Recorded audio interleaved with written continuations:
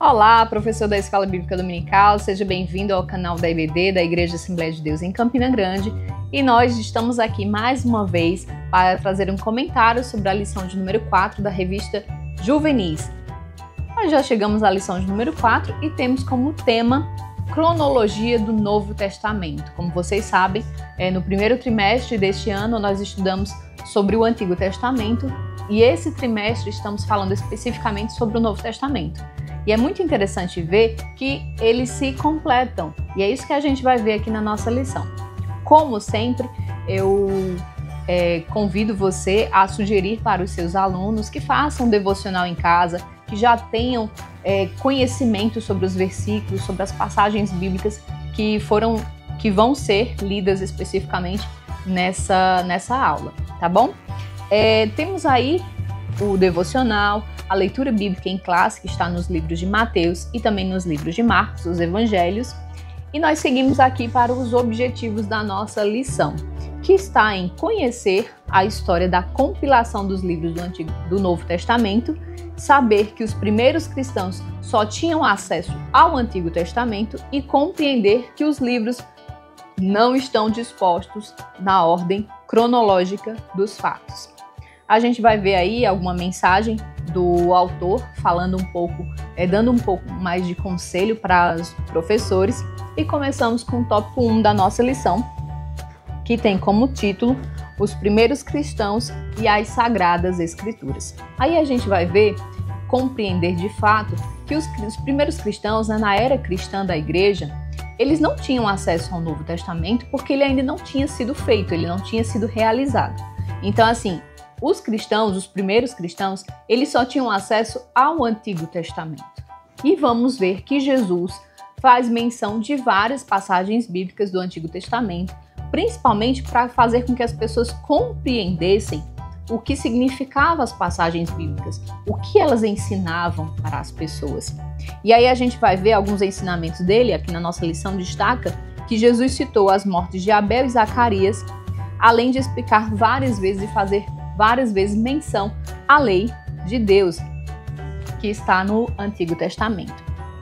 A gente vai entender que ele também cita alguns personagens bíblicos específicos, como por exemplo, Abel, Caim, Enoque, Noé, Abraão, Sara e vários outros. E aí é importante, se você quiser, tentar fazer com que os seus alunos lembrem de passagens bíblicas que tragam essas histórias, tá bom? O ponto 2 da nossa lição vai falar sobre a compilação do Novo Testamento. O que é a compilação? A compilação é a reunião desses livros, desses textos, em um determinado local, que no caso é o Novo Testamento. A nossa lição sugere o livro A Bíblia através dos séculos, da nossa editora CPAD, e que foi escrito pelo pastor Antônio Gilberto. Ele traz alguns dados específicos sobre como foi a construção do Novo Testamento, inclusive alguns importantes, como por exemplo, a formação do Novo Testamento levou apenas 2 gerações, ou seja, no ano 100 depois de Cristo, o Novo Testamento já estava todo escrito. Porém, o que aconteceu? Muitos precisavam ter a certeza de que esses escritos foram inspirados por Deus, de ter a certeza que os escritos foram feitos pelos apóstolos, Então eles tinham todos esses livros nas mãos já, esses escritos, mas eles precisavam compreender como formaria o Novo Testamento, de que forma alcançaria as pessoas. E aí aconteceu que no ano de 397 depois de Cristo, houve o terceiro concílio de Cartago, onde definitivamente eles confirmaram o Novo Testamento com seus 27 livros, e também na ordem que está atualmente. A gente vai ver aí que todos os livros passaram pelas mãos dos apóstolos, eles tiveram acesso aos livros do Novo Testamento, eles confirmaram a veracidade das palavras de Jesus, nos Evangelhos, no livro histórico de Atos, nas epístolas e também, principalmente, no livro profético. O ponto 3 da nossa lição vai falar um pouco sobre a ordem em que os livros foram escritos. Você pode fazer aqui já uma pergunta para os seus alunos. Caso eles não tenham lido a lição, ou se eles já tiverem lido, eles vão responder bem direitinho. Qual foi o primeiro livro escrito no Novo Testamento? Se eles souberem, eles vão dizer que foi o livro de Tiago. E se eles não souberem, eles vão achar estranho, vão dizer qualquer livro. Vão dizer Mateus, vão dizer Marcos, vão dizer João, mas na realidade o primeiro livro escrito foi o livro de Tiago. E aqui na nossa lição, ela traz essa sequência dos livros bíblicos que foram escritos, né, pela ordem. O primeiro livro foi Tiago. Qual foi o primeiro livro do Evangelho que foi criado, que foi escrito? Foi o livro de Mateus? E aí você vai dizer, não foi o livro de Mateus, foi o livro de Marcos. E qual foi o último livro escrito? Aí eles vão ficar assim, pensando, qual foi o livro? Se o primeiro não foi Mateus, então vão dizer outro livro. Aí você diz, de fato, o último livro escrito foi o livro de Apocalipse. Você pode fazer essa brincadeirinha com eles, ou se você preferir, você pode colocar num quadro a sequência dos livros e pedir para que eles vejam, que eles mesmos escrevam, porque está na nossa lição. O ponto 4 da nossa lição vai falar sobre a cronologia dos fatos, ou seja, como foi que aconteceu, qual foi o primeiro evento marcante do Novo Testamento, qual foi o último evento que aconteceu que marcou essa sequência. E aí a nossa lição traz a ordem cronológica, e aí começando, né, com a aparição do anjo Gabriel para Zacarias, né, falando do nascimento de João Batista. Esse foi o primeiro evento cronológico.